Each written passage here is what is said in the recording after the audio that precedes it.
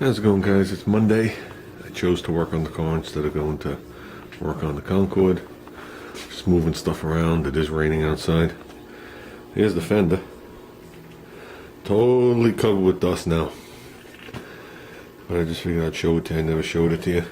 Looked it all over. Seemed to have gotten everywhere, like I was supposed to. So, didn't seem to miss anywhere underneath. Or any of the back areas. Anything you're gonna see under the headlights, all done. Under the edges. So, I think we did good.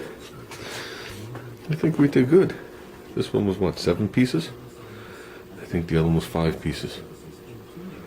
So, not bad. I'm definitely happy. So with that, I'm gonna move this to the side and let's get working. And on a positive note, I got a new camera. Obviously, there's a blurry spot. But I got a new camera. I bought it yesterday, so let's see what happens when it comes. Same exact camera as this. So, I think when we're going to do paint work in here, we'll use this camera. But everything else, we'll use the non-blurry spot. This camera is covered with paint. So with that, let's work on this gate. We got to get this gate over. And obviously unmasked. It doesn't go over much, believe it or not. The gaps have always been tight on this gate. But it's to the point here where it's touching. So, I got to get that over to pretty much get rid of that gap and we'll be golden. So, hopefully we don't have to do this gorilla style.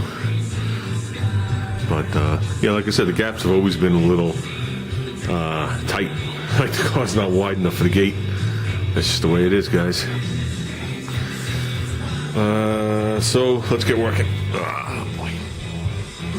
Okay, here's that pin. Man, I just got that slightly offset. I just got it. Like I said, the smallest shoulder is rigid. The gate pivots on this, on the bigger one. So,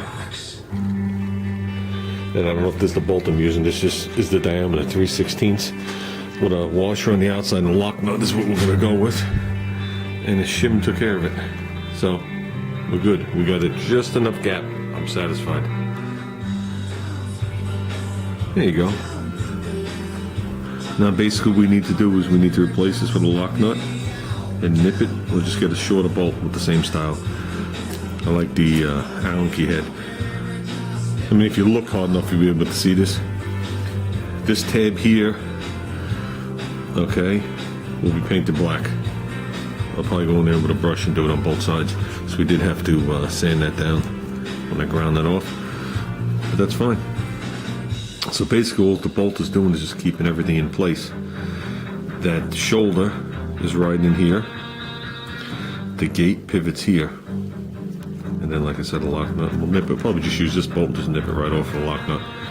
I'll probably run up and get those now. I'll drill the other one first. Hopefully we get the other one in the center. Or else we're welding one of them, then there was no purpose in doing this.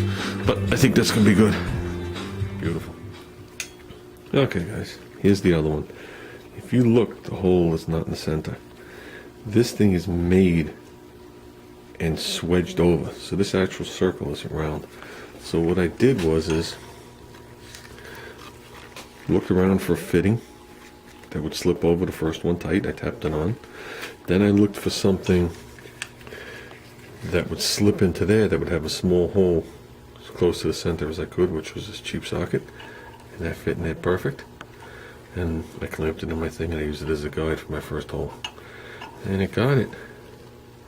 If you're looking at it, got it pretty close, just like before. So, just figured I'd show you guys that.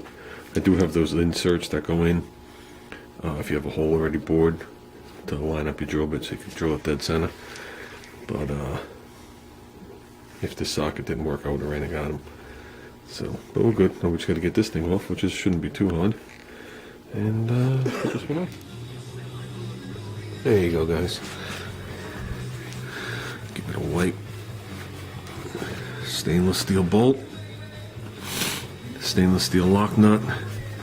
Lock nut is sitting on red thread locker. So that's the repair. Did that on both sides. And we'll make that all black. Like I said, this bolt does not hold up the gate, even though it's more than strong enough. The pin is still riding on all the collars. This is just keeping it from falling out. The original pin went in and the machine wedged it over. And basically we went in here and we cut off the swedge and popped the pin out. So that's why there's different steps. There's the small step, there's the big step, and this hinge here that you see is on the gate, not the body. This is the body. It's backwards to what you think. And it actually pivots in here, not on here. So it works beautiful. And I got myself a gap again. Nice. Good enough. So that was getting close up there, making me very nervous. So it's the best the gate's fit in years. Forever.